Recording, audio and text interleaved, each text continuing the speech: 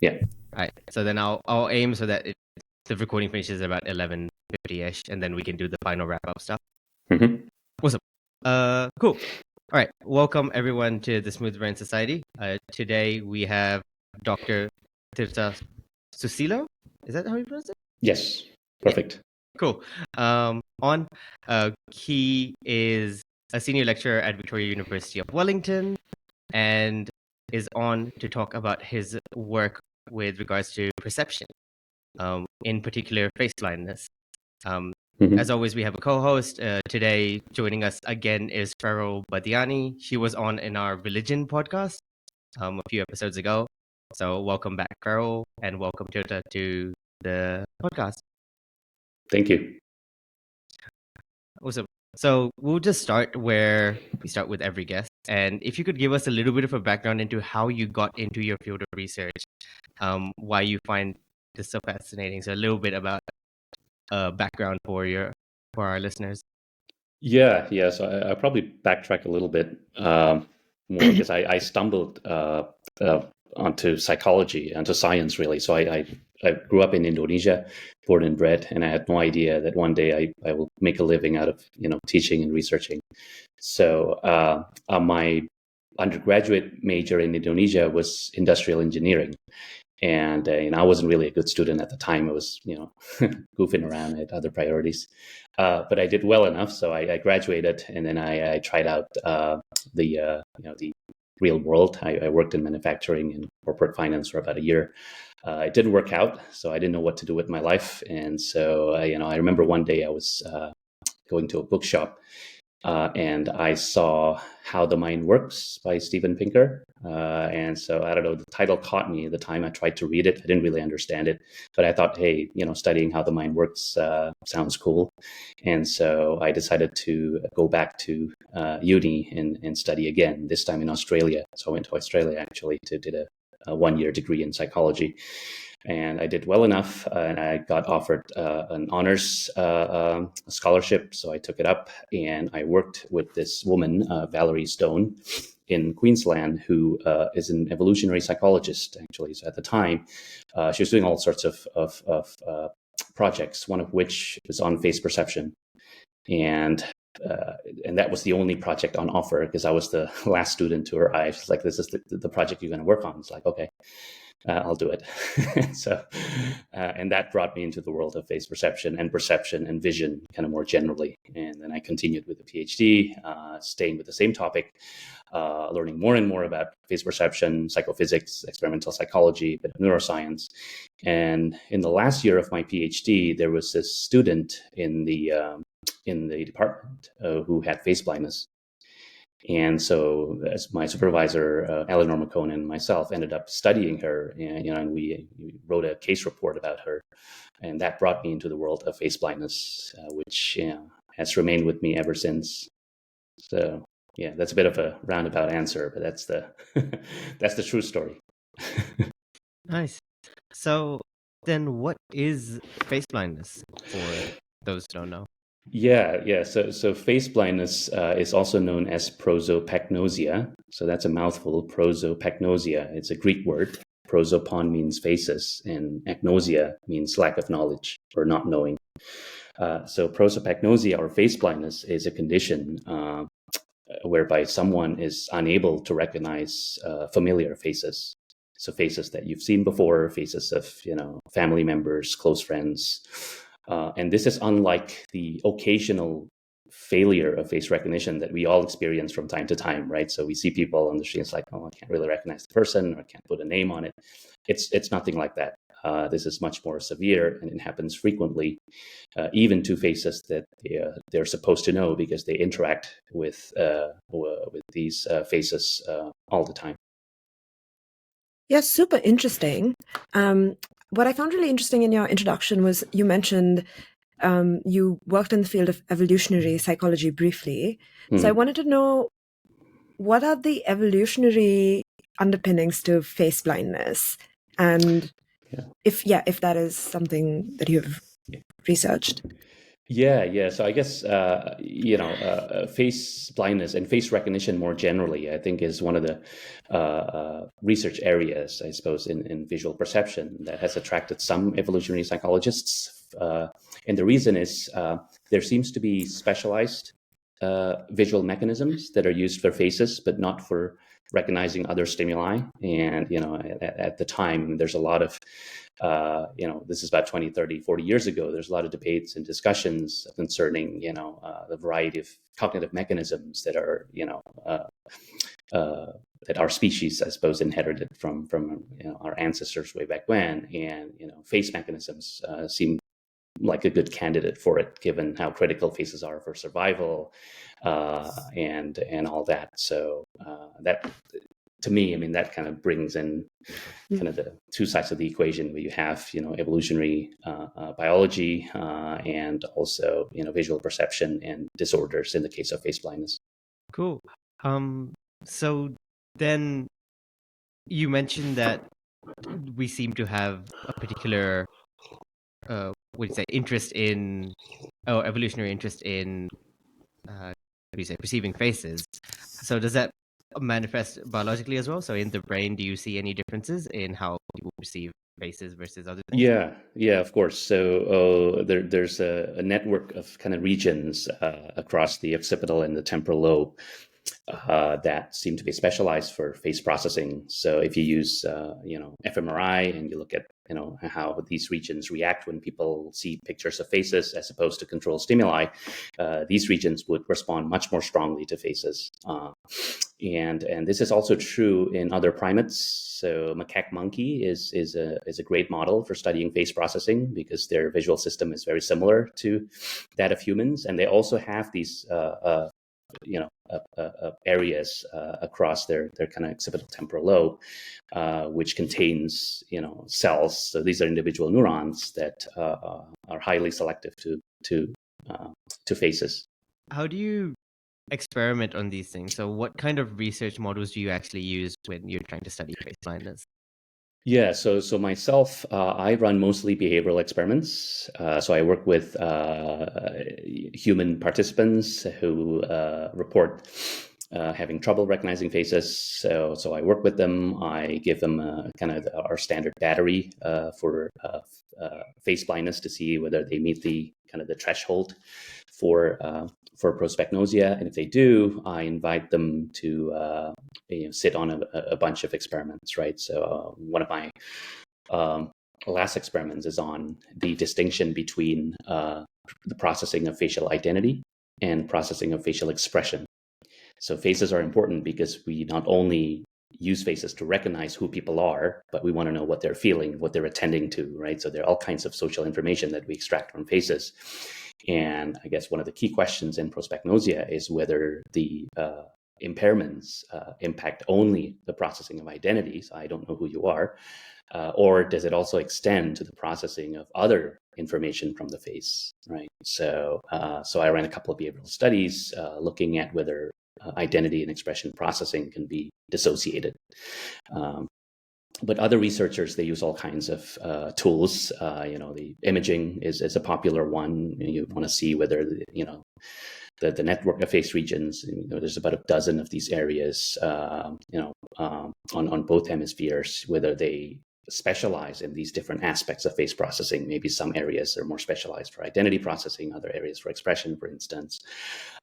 In the monkey, of course, you could insert electrodes, right? And you could do single neuron or single cell recording. And so you could go down a level and characterize, how face processing works at the level of a single cell, and, kind of march through and see, what happens in this area. It seems to be kind of activated earlier because it's located, closer to the back of the brain versus kind of another area that seems to be activated later. So if you think about it, the whole network is it's like a factory where you have an assembly of processing, right? So what happens at the first stage and the second stage and so on. So there's a variety of methods that we use, and I think for the most part the results converge, which is good. I guess when you're doing, mind and brain sciences, you want as many lines of evidence as possible going in the same direction. Really, really interesting. So can you shed some light on your findings, or what are some of the costs, both evolutionary and current costs of face blindness? What is it that you have found through your research? It would be super Yeah, cool to hear about. by cost, do you mean like what, how does it impact people who have it? Absolutely. Yeah, yeah, Both in the long term yes. as a species, and then both as present as an individual, if you know the answer to both. Yeah. No, well, I think I guess the immediate cost is, prosopagnosia can be socially crippling, right? If you can't recognize people from their faces, then that you're at you have a big downside in terms of how you socially interact with people. So people who have prosopagnosia usually try to come up with other routes to recognizing other people. So they pay more attention to your voice, for example, right? So if they, when they first meet you and say, "Hey, you're feral," and they pay close attention to how you speak and your mannerisms, right, and your hairstyle, your glasses, right, and they remember, okay, I met this woman feral in Victoria, right? So when I see somebody like her on campus, I can use that contextual information. So that's the best they can do, but sometimes these cues they fall short, and they just don't work if they happen to bump into you in a grocery store without context, and you change your hairstyle, and they'd be like, "I'm sorry, I had no idea who you are," until you start speaking. And so many people have that we've worked with have reported all sorts of downsides, in terms of well-being, in terms of limited work opportunities. You can imagine certain areas of or sectors where you have to interact with a lot of people and you kind of have to keep track of who's who, and that would be difficult for them. And the one common, I guess, anecdote that almost everybody with prosopagnosia mentions is that they often lost the plot when watching certain TV shows and movies. Especially those, I don't know, like, where you have a war movie with 10 soldiers, all the kind of same style, same haircut, and they don't know like which character does what, and they just like, okay, there's no way for me to make sense of this. In terms of evolution, I'm not quite sure, actually. I mean, it's kind of interesting to think about how prosopagnosia can persist, right? Assuming that it's been around for a long time.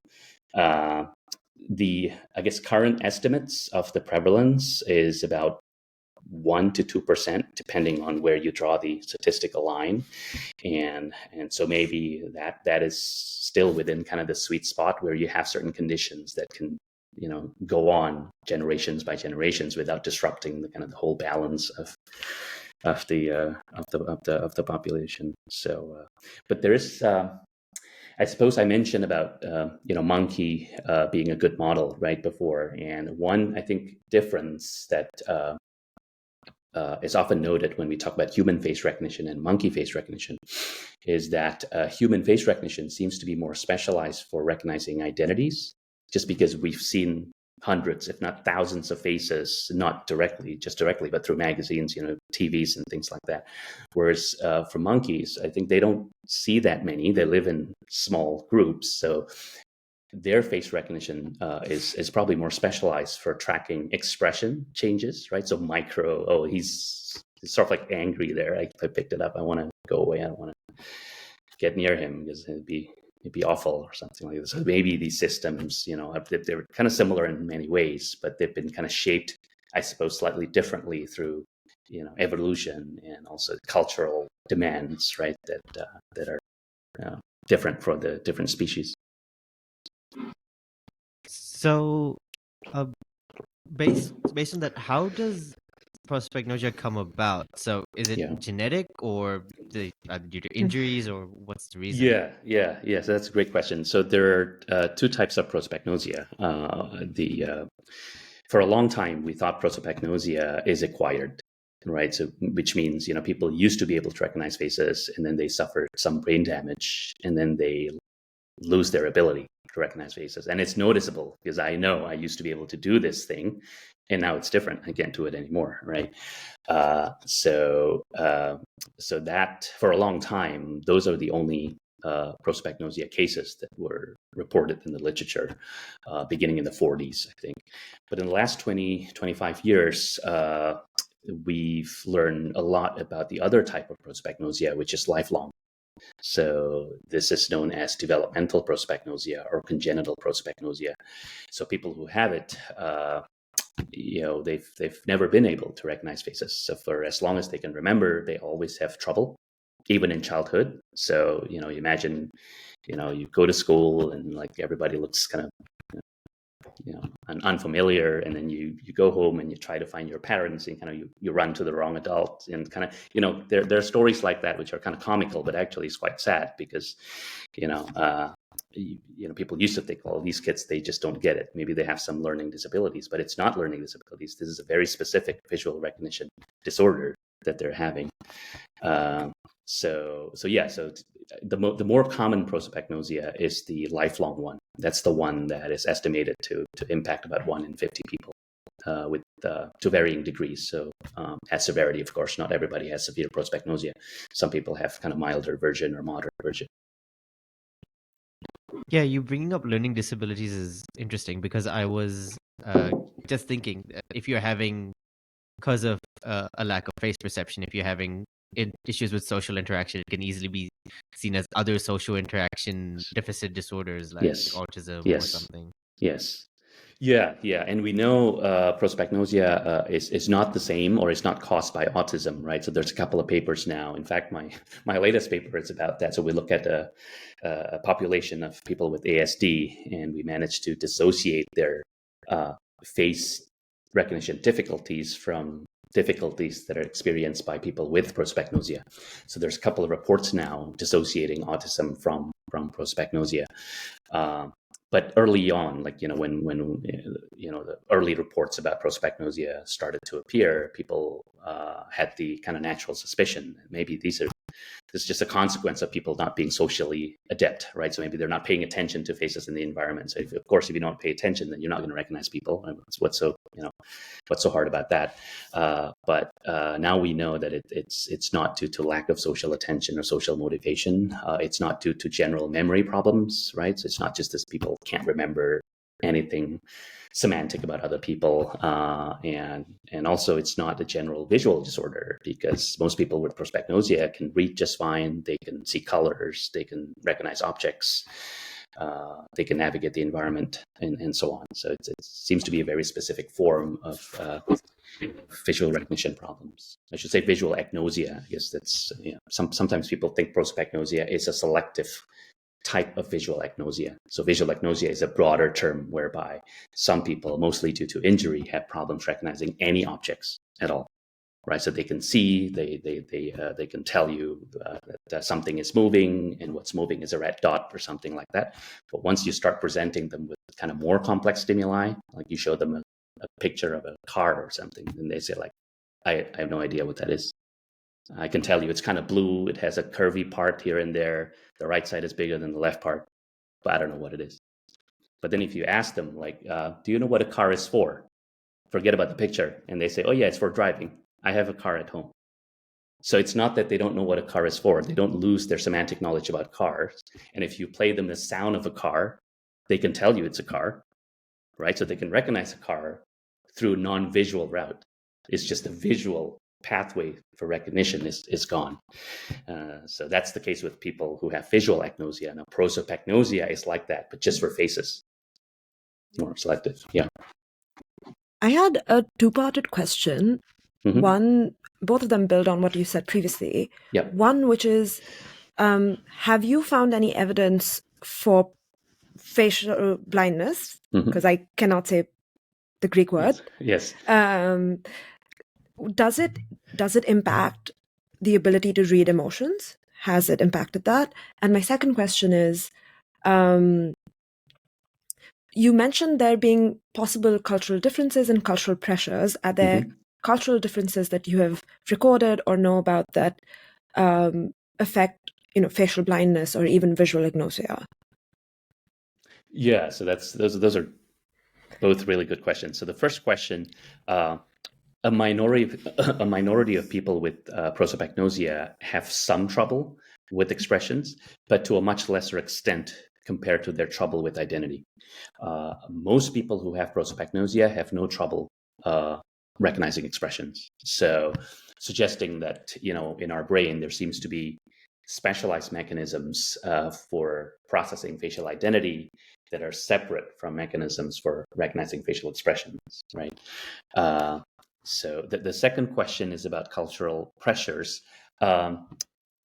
Specific pressures I'm not aware of. I mean, as far as we know, prosopagnosia is present everywhere around the globe.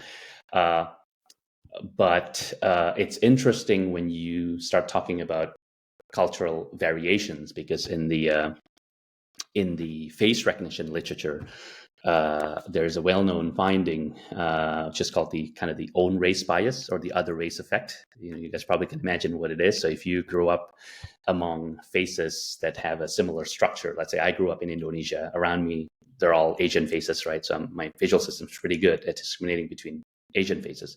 And then I moved to Australia, and suddenly my visual diet changes. Now there's a bunch of Caucasian faces around me, and Caucasian faces, they differ in ways that Asian faces are not. So take one example, eye color, right? So their eye color, well, this could be blue, it could be green. Well, I no idea. My visual system's never used to do this, where it had to discriminate faces based on eye color. So I had to kind of learn that when I arrived in Australia, and it took me a couple of months until I'm okay. Now I can tell that these two, white faces, these are different people as opposed to just one person that I keep conflating.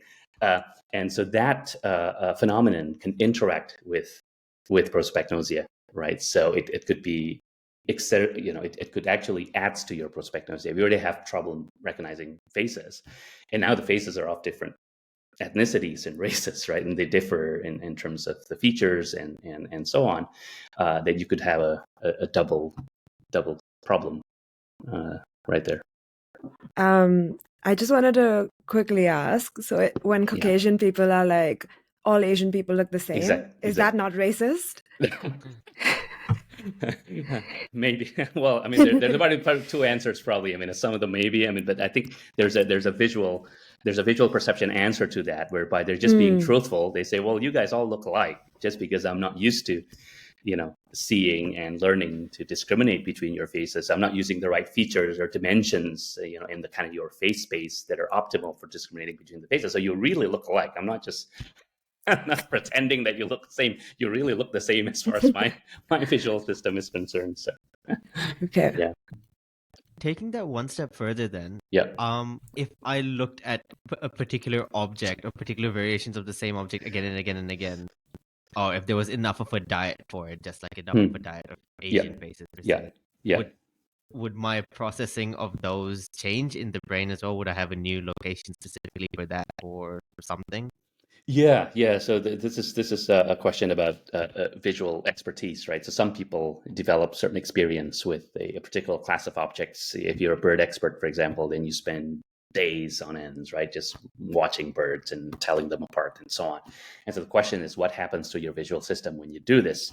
And there are changes. So there's a part of the brain that seems to be more malleable and is adaptable for gaining expertise with visual objects that you have a lot of exposure to, but these are separate from the areas that are sensitive for faces, right? So way back when, people debate about whether these are the same areas, and so the face areas are there just because we see faces a lot since day one, right? So maybe faces are not special, it's just because we have a lot of exposure to them, they look special, but it doesn't. I think it's safe to say now that doesn't seem to be true. I think there's something special about faces, maybe the geometry, maybe the evolutionary significance, I mean, who knows what, that we can dissociate in the brain, faces versus these other objects of expertise. One class of category is that is obviously different from faces is words and letters, right? I mean, we all had to learn to read when we were young, right? So prior to learning to read, there's no region in the brain that is specialized for letters and words. But once we become an expert reader, we have what's called a visual word form area, which is located on the kind of left side of the brain, about a blueberry size region, I think, just tucked behind your ear. And that area seems really specialized for processing words and letters, once you know how to read, of course. Wow. In that case, you also mentioned, I remember, different levels of processing, right? And so do people who have prosopagnosia or any sort of kind of object blindness as well, can they tell that like something's there or something's wrong in an experimental condition or in real life? So you said that they seem to be better at detecting emotions without seeing a face. So can they kind of vaguely tell what's going on? Yeah. So this is kind of the the first question people ask. Like, if you have face blindness, what do you actually see when you look at a face, right? So they see the face. It's not like they're seeing a black hole or something like that. So sometimes the term face blindness can be misleading. So because they're not blind to the face, they see a face. But I guess the best illustration would be, and this is many people who have prosopagnosia, my experience seeing faces is probably like your experience seeing faces when it's flipped upside down. So imagine looking at a face upside down, right? You still know it's a face, all the visual information is there, but suddenly you lose access to much of the social information. It's hard to recognize the person. You're not sure what expression is shown. You're not sure, where the eye gaze is looking and all that. So they could tell you they're looking at a face. If they go slowly over the picture, they can tell you, oh, the nose is kind of bigger than average. The left ear is asymmetric compared to the right ear, and so on. But all these different features, different parts of the face, they don't add up, and they don't come as a whole to give you that impression of the identity of the person or the expression that the person is showing. So that's probably the best way for people who don't have prosopagnosia to imagine what it's like when you have it. This may be sorry. Yeah, no, go ahead. This may be like a sillier question, but then how do people with facial blindness manage to have social relations, like friends, and even romantic relations, like like partners? So how is it that is navigated? Yeah, so it's tricky, like I said before. But again, I think I mentioned that prosopagnosia comes in different severity, right? Different levels. So if you have most people have a mild or moderate prosopagnosia, which means that they can still recognize their partner, for example, or their spouse, but not people that they just met, for example. Newly learned faces would be difficult, but faces that they see again and again and again would be okay with that. So I think that could help to some extent with kind of personal relationship, and kind of, as long as your social circle is small enough, then you can manage it. But once it grows, then you have problems. But people with a more severe prosopagnosia, they really have a hard time. They just have to navigate the world without faces, so to speak, right? They can't even recognize themselves, some of them. So when they brush their teeth in the morning, they look at their face in the mirror. They can't recognize the face. That's of course, insane. of course, they know it's them because they're standing in there. But you're looking at a face, and it's like, this face looks like an unfamiliar face, even though it's your face and you've seen it so many times, right? So that's uncanny. I mean, I don't know how to imagine that. It's kind of like, this is just like a face, a random face that you see when you open a magazine or something. There you go. That's a face. So It's wild. It's wild. Wild. Yeah. And go ahead. So can you tell us a little bit more about the case study that you had done with the PhD student? Was it when you just introduced yourself?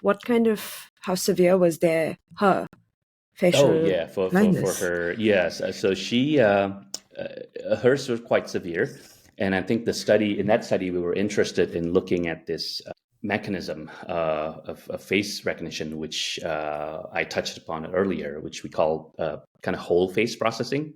So it turns out with typical people, when we look at a face, we tend to process them as wholes, right? So you look at a face, it's not like you go through, okay, I'm going to recognize feral now. I'm going to start with the left eye and then move to the nose.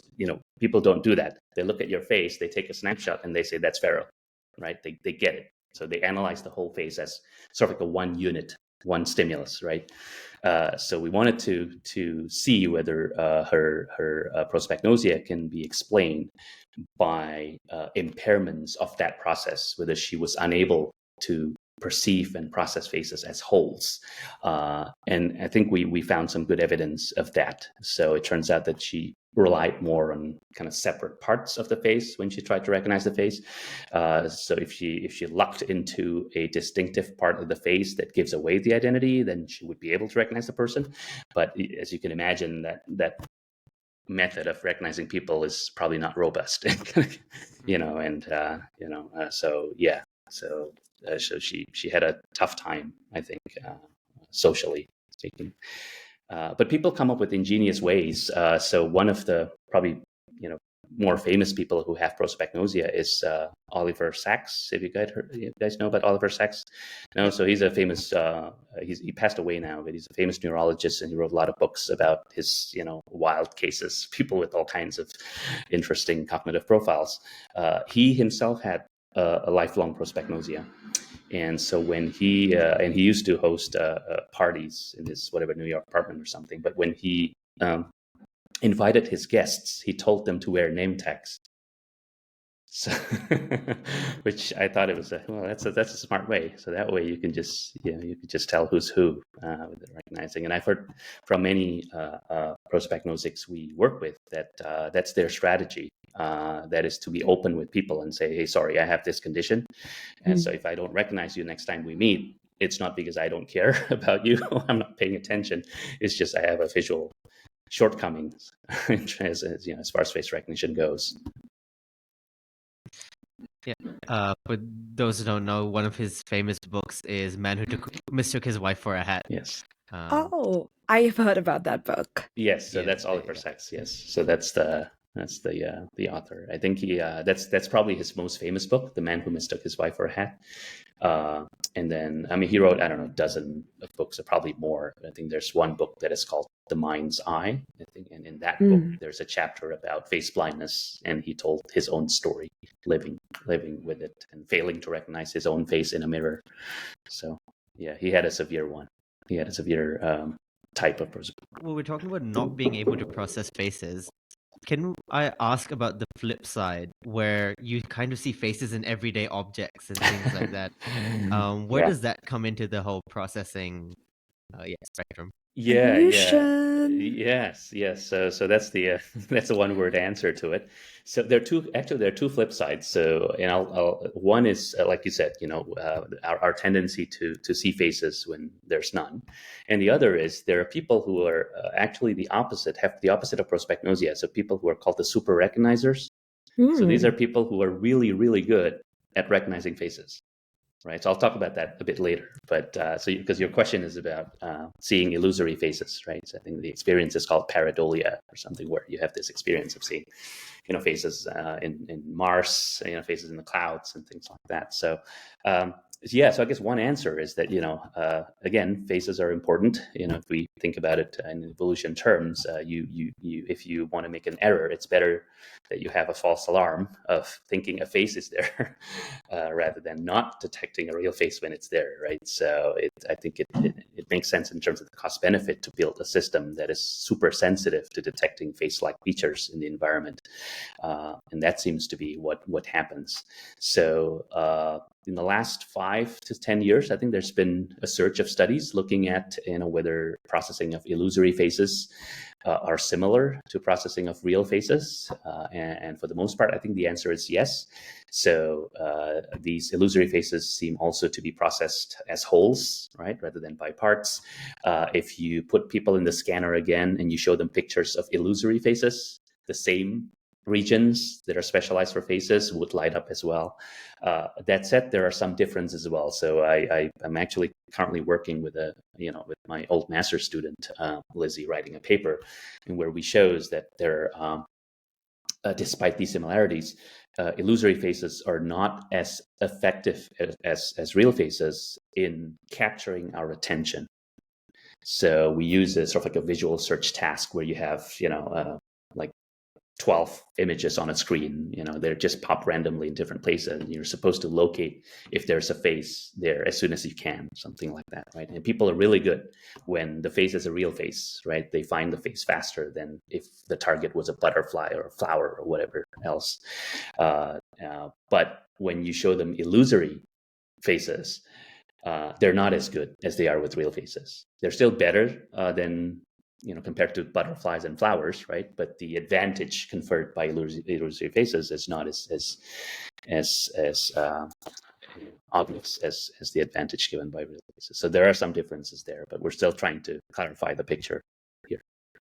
Fun fact: yes. A byproduct of seeing faces in things, even illusory faces, is why one assumes that we can see God and ghosts and stuff like that. It's a byproduct of why we are religious. Yes. It's closely related to how we attribute minds when they don't exist, Absolutely. right? Yes, because minds and faces are closely intertwined, and it's really interesting.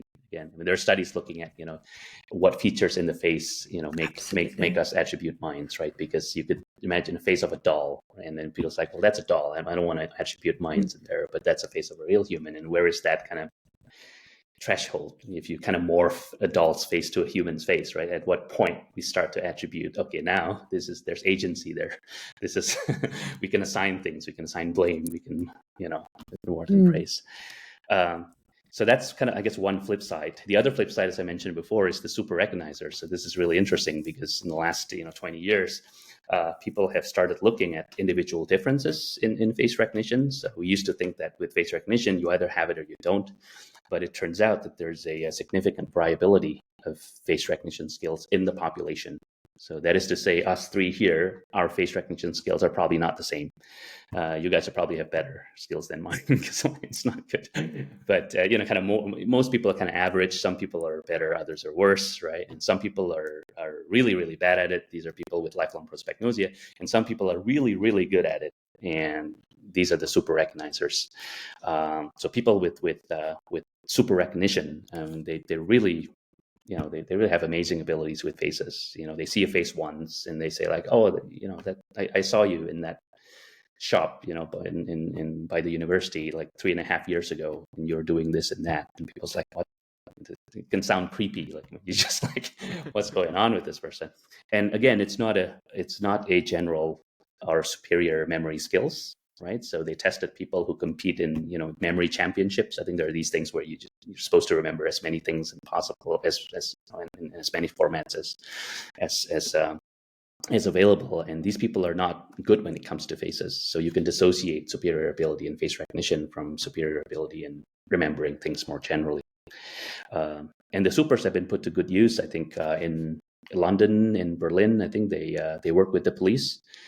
Officers, forensic examiners, you can imagine this because, sometimes you have to identify people from bad CCTV images, and, the supers are doing a good job with these stimuli. That's so cool. I remember growing up, one of my mother's coworkers, he worked in the genetics department as well, because my mom's a geneticist, and he would see a child or any patient walk in, and based on how they walked in, he could say, oh, they have this gene mutation and it's this version of this mutation. Oh, wow. And I know it's not exactly the same as just recognizing faces, but it was just this uncanny ability of walking down the street. Yes. And him just seeing someone and being like, okay, they have this mutation because you can see their lip curved this way. Yeah. People have different, kind of cognitive sensitivities to different things. I mean, we call them all geniuses, right? But geniuses come in many flavors. And going back to my, I guess there was a question early on about evolution, and I talk about face recognition having, sort of like a set of specialized mechanisms in the brain. It's probably not that surprising if then some of these mechanisms approach kind of the genius threshold, right? And some people are really, really good at it, just like, some people are really good with math, for example. And on the opposite side, you have dyscalculia, right? Which is the inability to work with numbers, which is quite specific again. And so I didn't mention this at the beginning, but some people, when they think about prosopagnosia, they think of it as one of the kind of selective, I guess, cognitive disorders or deficits. I mean, the others being, I mentioned dyscalculia, but there's also dyslexia, which is probably the most well known, right? And then there's amusia, so people who can't perceive music, as we call them, tone deaf. But it's quite specific. Again, it's not because they have general learning disabilities or bad memory or bad auditory system. It's not all that. It's very specific to music. There's topographic nausea. So it's a mouthful. So people who get lost all the time. So these are people who can't form kind of a mental map of the environment, right? So when they navigate the environment, they tend to rely on landmarks, right? So I see that building. When I see that building, I turn left. But they actually have no idea about where left is relative to right and whatever. So if you ask them to close your eyes and imagine, okay, now you're here. Imagine going that way and that way. How do you get from, the School of Psychology to the hub or something? They'd be like, I don't know. Nothing comes up.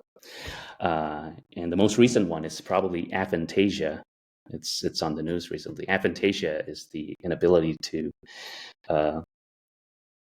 imagine things visually, the inability to come up with pictures in mind, right? So, and say, if you close your eyes, can you bring up a picture of this? I say, no, it's blank. I think if anything visual for me has to be seen. The stimulus has to be in front of me. If I close my eyes, I don't imagine anything. I can't. I don't even know what that question means. Kind of like, what do you mean imagining things? Like, okay, just quite wild again.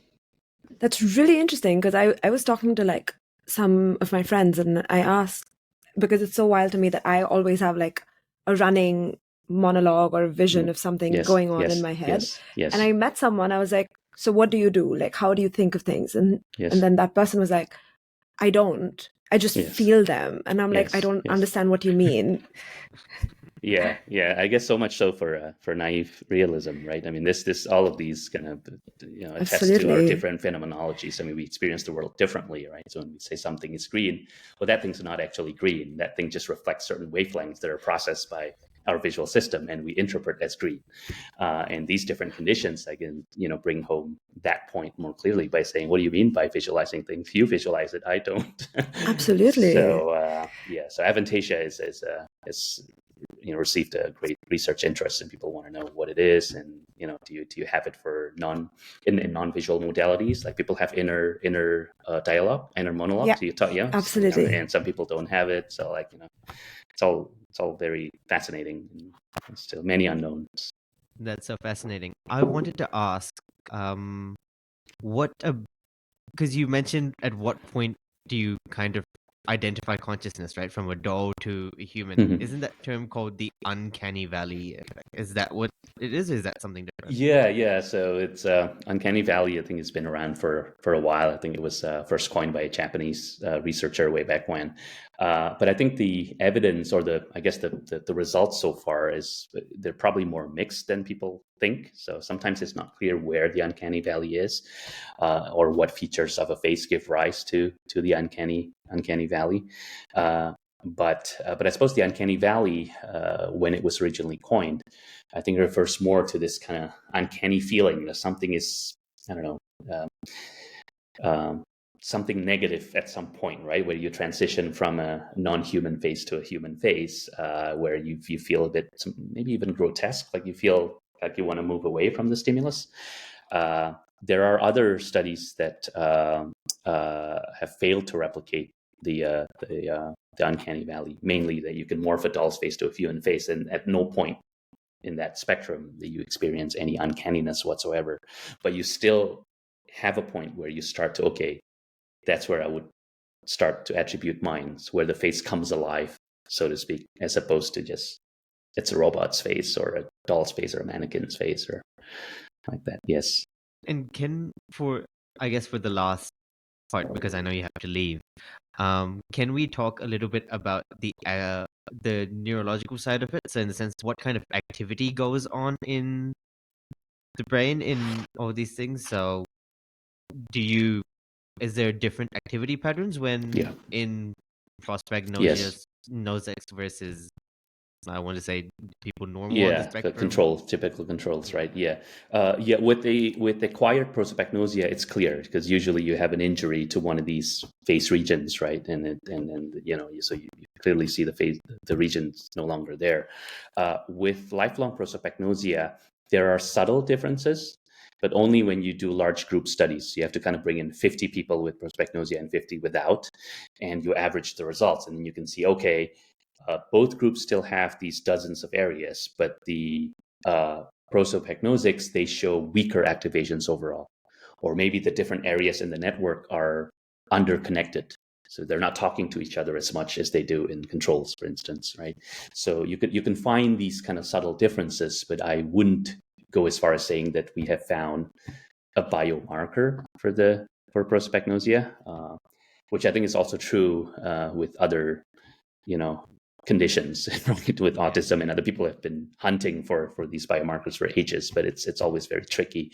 The most promising results are usually results that stay at the group level, right? We say, okay, on average, there might be some differences, but you cannot, find, a robust marker that can be applied to a single brain, and you say, okay, this person must have it, or this person must not. I think we're not there yet, I suppose.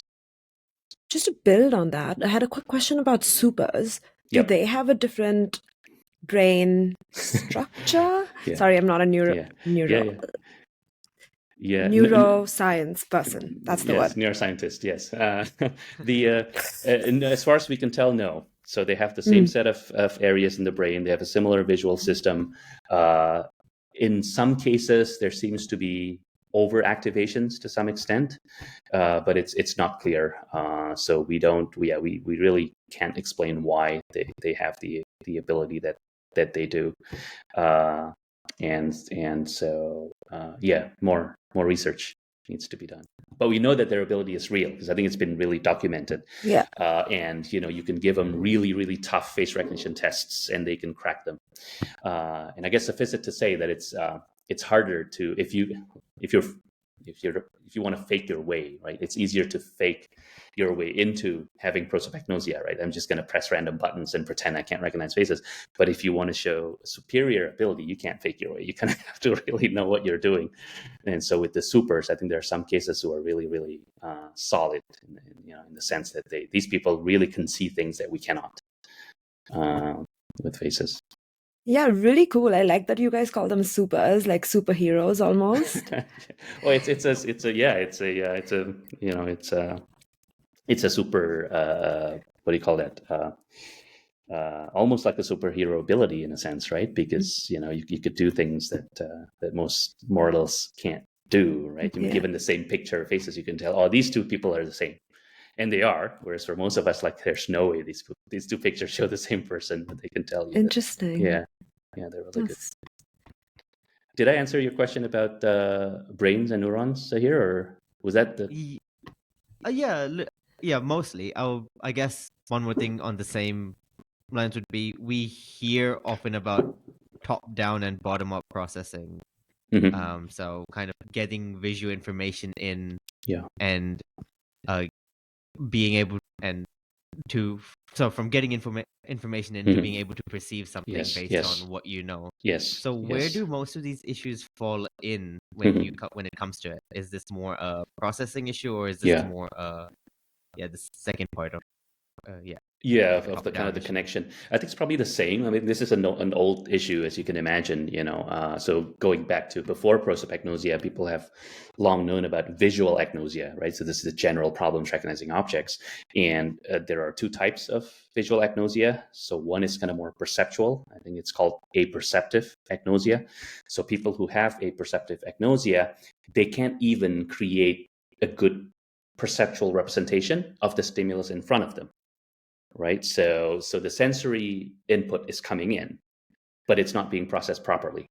And so the evidence is that if you ask them to copy a drawing, let's say, just look at this and it's here. You just have to produce exactly the same thing next door. They can't do it, right? The other type of agnosia is called associative agnosia. So associative agnosia seems to be rooted in later stage processes. So after you create a good representation of what you see, you still have to connect that representation with knowledge, right? With what you know that, okay, so I'm seeing a car right there because I know what a car looks like. And so people who have associative agnosia, they would be able to copy a drawing of a car, but then they wouldn't be able to tell you that that's a car that they're copying. Right? They just like, okay, I see the curvy bit on the left, I'm producing it here. There's a rectangle over here, which is the window, for example, and they just draw the rectangle right there. But then they say like, okay, so what is that object that you just copied? No idea.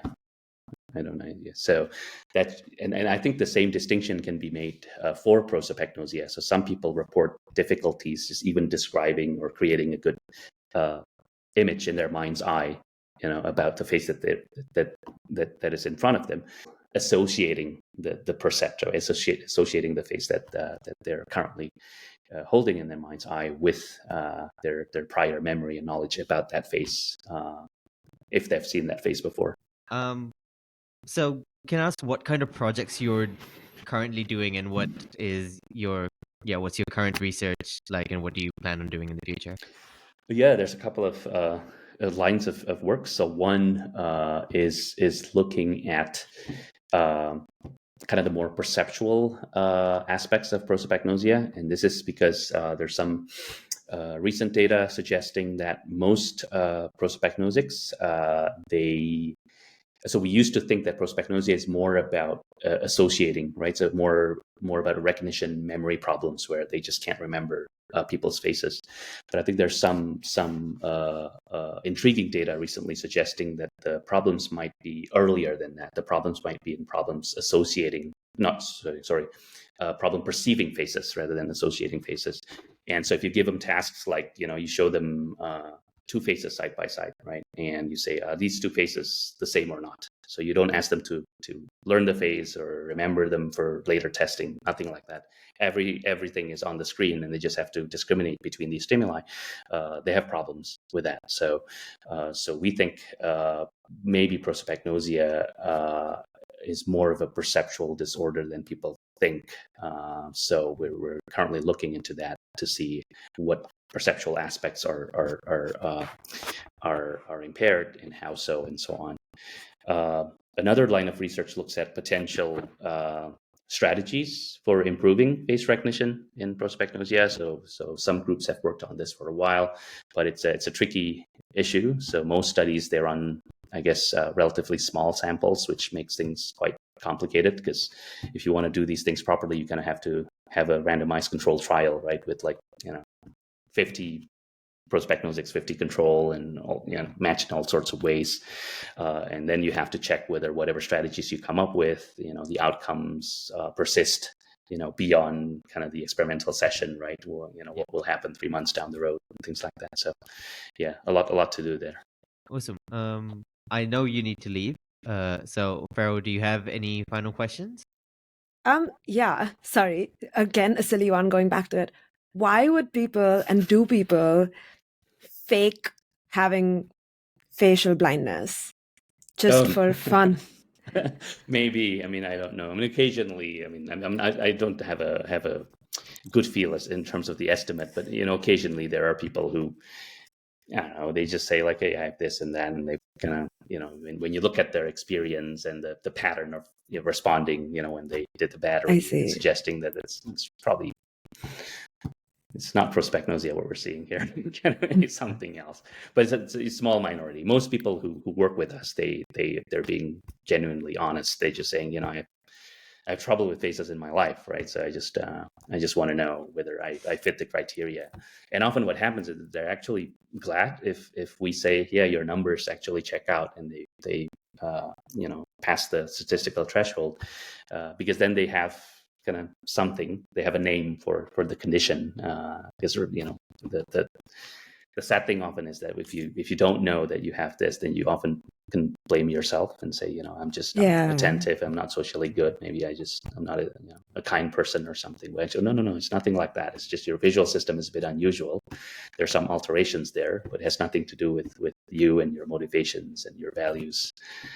So people are often I wouldn't say happy, but relieved. It's probably the word that, hey, oh, that's good. And then they ask you what strategies are out there for, I can use. Is there any cure? The answer is no, not yet. We have no cure, but we have some strategies, focus on non-facial cues and being upfront, I guess, with people is probably the best, just be honest and say this. And it also helps raise awareness about the condition, right? And also other conditions. Then if you read about aphantasia or dyscalculia and whatever, it's just, brains are different, right? So I think that's probably the take-home message for all of us here, neuroscientists, like brains. Every brain's different. The basic structure is probably the same. The blueprint's there, but there's so much variation, and it's all part of the same world. Yeah, awesome. Thank you so much. Yeah, you made that very nice, and okay. because I was gonna go with saying, like, I can answer the question why people might fake it. Example, you're in town and you don't want to talk to that person. But you just made it really nice. So cool. All right. So what we usually do is we ask a bunch of rapid fire questions, but because you have to leave in 2 minutes, I will ask the 3 or 4 ones which I think would be really nice for someone who does visual perception and things. I also have to ask a couple of the basic ones. So first of all, cats or dogs? Dogs.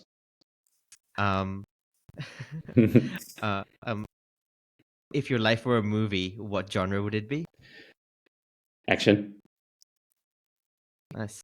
What superpower would you like to have? Ooh. Time travel. I'm surprised. You should have gone with being able to read faces really well. No, I've studied it enough and I don't care. Time travel. I'd like to time travel. If you were an animal, what animal would you like to be? Ooh. A bird. I guess for travel again, isn't it? A little bit easy. Yeah. The last couple. So, do you have a version of there are 2 kinds of people in this world? Not really. There's more than 2. I think that oversimplifies things. All right. The final question which we ask everyone is, if you had to leave all our listeners, everyone, with one piece of advice, what would it be? Keep listening to Smooth Brain Podcast. Oh, yes. Is that good? That's fantastic. There you go. We obviously need to have you back on to talk about all the things you've done and what you spoke about now in more detail. But happy to do so. Time constraints. Yeah. So thank you so much, Tirta, for coming on. Thanks, Faro, again for jumping in. Yeah, thank you. And thanks everyone for listening. Until next time, take care. Bye.